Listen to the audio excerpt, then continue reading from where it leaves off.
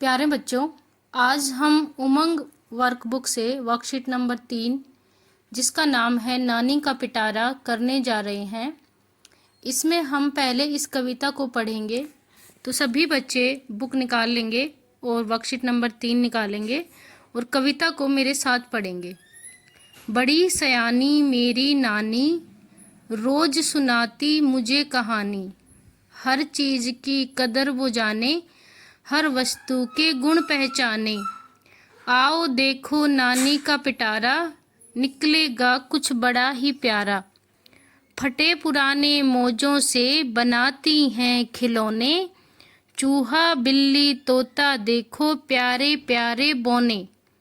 खाली डिब्बों से देखो बनाई दूरबीन, देखो तो नजारे रंगीन से रंगीन। कचरे में नहीं डालती सब करती समाधान, पुरानी चीजों से बनाए नित नए सामान।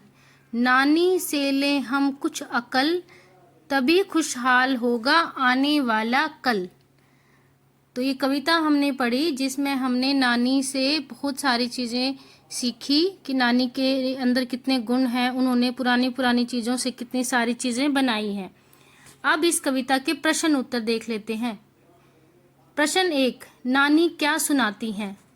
तो नानी कहानी सुनाती हैं। नानी से हमें क्या लेना है? नानी से हमें अकल लेनी है। प्रश्न 3, नानी के पिटारे में क्या क्या सामान मिला होगा, उनका नाम लिखिए। नानी के पिटारे में खिलौनों वाला चूहा, बिल्ली, तोता और गत्ते से बनी दूरबीन भी मिली होगी। प्रश्न 4, कविता में कुछ तुकबंदी शब्द आए हैं जैसे नानी, कहानी। इसी तरह आप भी लय वाले शब्द कविता से ढूंढकर लिखिए। तो जाने, पहचाने, पिटारा, प्यारा, खिलौने, बौने, दूरबीन, रंगीन, समाधान, सामान, अक्ल, कल। तो ये कुछ शब्द हैं जो तुकबंदी वाले हैं और इस कविता में आए हैं। अब हम अगले पेज पर चलते हैं। प्रश्न 5, दिए गए शब्द के बहुवचन को पहचान कर घेरा लगाइए। तो जैसे मोजा, मोजे, खिलौना, खिलौने, बौना, बौने, डिब्बा, डिब्बे, चीज, चीजें। प्रश्न 6, निम्नलिखित सामान नानी ने कौन कौन सी पुरानी चीजों से बनाए हैं, लिखो। खिलौने, तो खिलौने बनाए हैं फटे पुराने मौजों से। दूरबीन, दूरबीन खाली डिब्बों से। प्रश्न 7, हमने कविता में पढ़ा कि नानी ने पुरानी जुराबों से खिलौने बनाए। कौन कौन सी वस्तुएं दोबारा इस्तेमाल की जा सकती हैं, बताइए। तो जैसे अखबार से कागज़ की थैली बनाना, प्लास्टिक बोतल से पेन स्टैंड बनाना, पुरानी चूड़ियों से सजावट का सामान बनाना।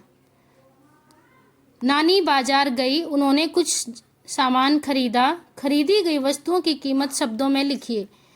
तो जो कैंची है उसकी वस्तु है 93 रुपये, तो शब्दों में लिखेंगे 93। नीचे जो दूसरी वस्तु है ऊन, तो वो है 55 रुपये की, तो लिखेंगे 55। अब हम अगले पेज पर चलते हैं। अगली पिक्चर है धागा और सुई, तो इसका मूल्य है 27 रुपये, तो इसको शब्दों में लिखेंगे 27। दिए गए खिलौनों को बड़े से छोटे के क्रम में लिखिए। तो बड़ा है हाथी, फिर कुत्ता, फिर तोता, फिर चूहा। हल्के से भारी के क्रम में लिखिए। तो सबसे हल्का चूहा, तोता, कुत्ता, हाथी।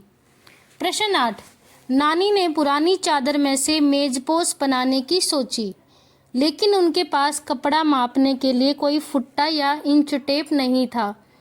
नानी ने बिना इसके ही सही माप का कपड़ा चादर में से काटकर मेजपोश बना लिया।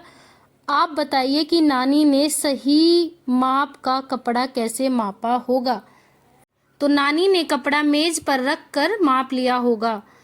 तो आप और कोई अन्य तरीका भी इसमें लिख सकते हैं कि किस तरह से नानी ने कपड़ा बिना इंच टेप के मापा होगा। अब हम अगले पेज पर चलते हैं। प्रश्न 9, नानी पुराने सामानों से खिलौने बनाकर बाजार में बेच देती हैं। एक हाथी 40 रुपये का, एक चूहा 25 रुपये का और एक तोता 20 रुपये का बिकता है। तीनों खिलौनों का कुल मूल्य कितना होगा? तो हाथी का मूल्य 40 रुपये, चूहे का मूल्य 25 रुपये और तोते का मूल्य 20 रुपये। तो कुल मूल्य हो जाएगा 85 रुपये। प्रश्न 10, नानी के पास 85 मोती रखे थे। उन्होंने 44 मोतियों की माला बना ली। माला बनाने के बाद नानी के पास कितने मोती बचे? तो 85 में से 44 घटा देंगे तो बचेंगे 41 मोती। इन्हें अपने घर की भाषा में और अंग्रेजी में क्या कहते हैं, लिखिए। तो इंग्लिश में जो है, जैसे सॉक्स हैं तो मोजे कहते हैं। आपके घर की भाषा में जो इनको कहा जाता है वो आप खुद लिखेंगे। नानी, ग्रैंड मदर, खिलौने, टॉयज, दूरबीन को इंग्लिश में कहेंगे टेलीस्कोप, चूहा रैट, तोता पैरट। आगे है, नानी ने बच्चों को समझाया कि कूड़ा कूड़ेदान में डालो, इधर उधर न इसे उछालो, साफ सफाई अपनाओ, सुंदर अपना घर बनाओ। आप कूड़ा कहाँ फेंकते हैं? तो हम कूड़ा कूड़ेदान में डालते हैं। अब हम अगले पेज पर चलते हैं। प्रश्न 13, कुछ बच्चे कक्षा में पेंसिल छीलते हैं और कागज फाड़कर कूड़ा फैलाते हैं। क्या ऐसा करना सही है? तो ऐसा करना बिल्कुल सही नहीं है। प्रश्न 14, अगर आपको स्वच्छता अधिकारी बनाया जाए तो अपने नगर को आप कूड़ा मुक्त कैसे बनाएंगे? तो नियमित रूप से सफाई करके और उस कार्य का निरीक्षण करके हम अपने आसपास को स्वच्छ बनाएंगे। प्रश्न 15, कूड़े के सही निपटारे के लिए सामानों को अलग अलग हरे व नीले रंग के डिब्बों में डाला जाता है। क्या आपने कहीं ऐसे डिब्बों को देखा है? कहाँ देखा है, लिखिए। तो हमने ऐसे डिब्बे स्कूल, हॉस्पिटल, पार्क आदि में देखे हैं।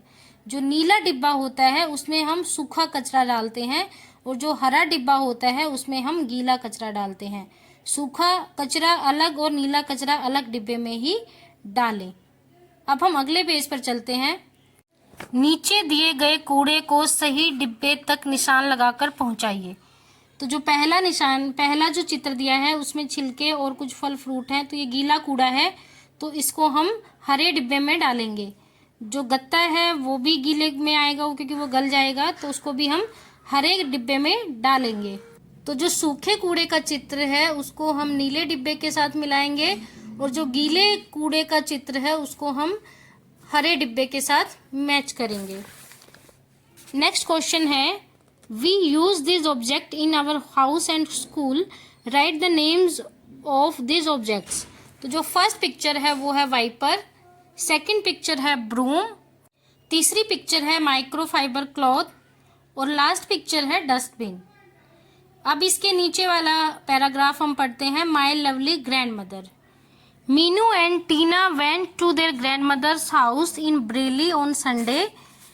They are planning to stay there for 2 days. They wanted to learn art and craft from their grandmother.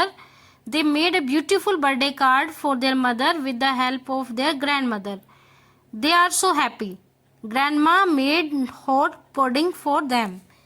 तो इस पैराग्राफ में जो मीनू और टीना हैं वो अपने ग्रैंड मदर के पास जाते हैं छुट्टियों में संडे को। तो वो वहाँ पे रुकते हैं 1-2 दिन। तो वो चाहते हैं कि भी हम यहाँ पर अपनी नानी से या ग्रैंड मदर से कुछ सीखें। तो वो एक अच्छा सा ब्यूटीफुल बर्थडे कार्ड बनाती है अपनी मदर के लिए, अपनी ग्रैंड मदर की हेल्प से।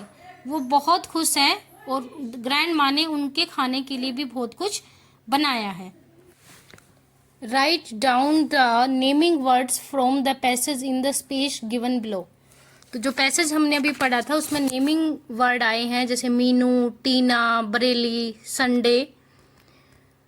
Question number 18, for making the birthday card Meenu and Tina used various things. Fill in the letters AEIOU to complete these words.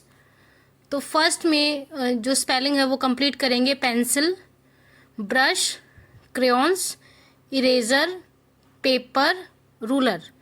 तो इन सब की स्पेलिंग्स जो हैं वो हम कंप्लीट करेंगे। अब हम अगले पेज पर चलते हैं। Question number 19, write the opposite words one has done for you.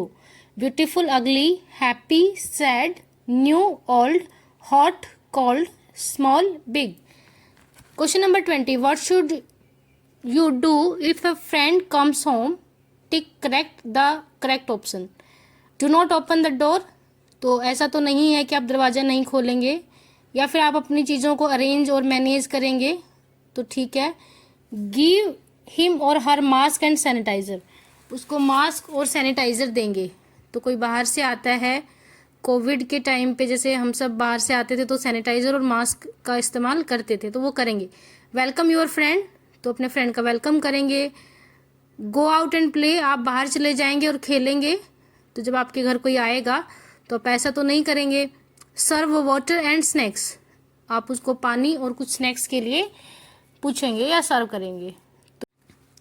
Make a beautiful birthday card with the use of eco friendly things for the person you like the most, तो आप जिस इंसान को आप सबसे ज़्यादा पसंद करते हैं उसके लिए आप एक ब्यूटीफुल बर्थडे कार्ड बनाएंगे। उस बर्थडे कार्ड में आप सारी इको फ्रेंडली चीज़ें जो हैं वो इस्तेमाल करेंगे।